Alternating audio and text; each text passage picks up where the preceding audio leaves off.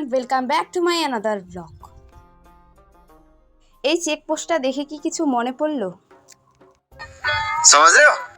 অনেকদিন হলো পাহাড়ে আসা হয় না। যে হাল পরিমাণে আমাদের এদিকে রোদটা বেড়েছে, একদিন হলেও পাহাড়ের বেশ ঠান্ডা ঠান্ডা হাওয়া খেতে ভালোই লাগবে। যেমন ভাবনা অমন কাজ, চলে এলাম আমরা টিকিট কাউন্টারে। লোকপিত্ত টিকিটের দাম 20 টাকা। টিকিট কেটে তড়িঘড়ি দেরি না করে সোজা গাড়ি নিয়ে ভিতরে চলে এলাম। ভিতরে কিন্তু পার্কিং এরিয়াও আছে। এখানে এসে তো মন জুড়ে যাওয়ার মতো অবস্থা। চারিদিকে পাহাড়ে ঘেরা, আর আছে মাঝখানে এই পার্কটা। নিচে আর বসবো না, যাবো আমরা উপরে। উপর থেকে হাওয়াটা বেশ বয়ে আসছে। দেখছেন কতটা জায়গা জুড়ে বসার এই জায়গাটা। এখান থেকে আসছে সেই সুন্দর হাওয়া। আর উপর থেকে দেখতে লেকটা জাস্ট এরকম।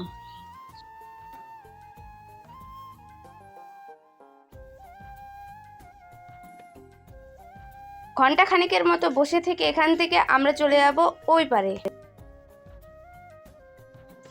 পাহাড়ে এসে মোমো ট্রাই করব না, সেটা কোনোদিনও হয়। চলে এলাম পাশেই থাকা এই রেস্টুরেন্টে পাওয়া যায় অনেক কিছু খাওয়ার, কিন্তু আমরা খাবো মোমো।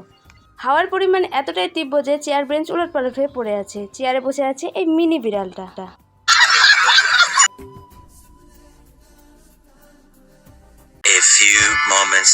মোমো খেয়ে চটপট বেরিয়ে পড়লাম পুরো লেকটা ভিউ করার জন্য। অনেক বড় এই সুন্দর ব্রিজটা।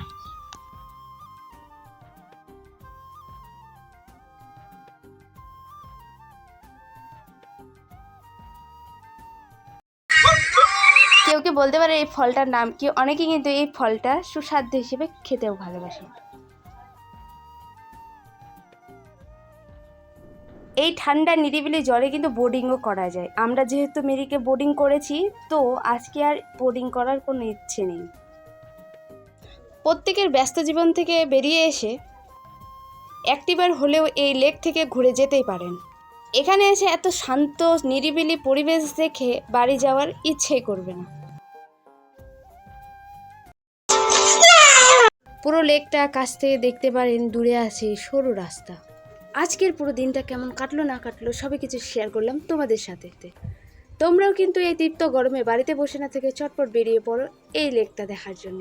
এই রোহিণী লেকটা কিন্তু শিলিগুড়ির খুবই কাছে। তো দেরি না করে বেরিয়ে পড়ো। তো আজকের জন্য এখানেই, ভালো থাকবেন, সুস্থ থাকবেন।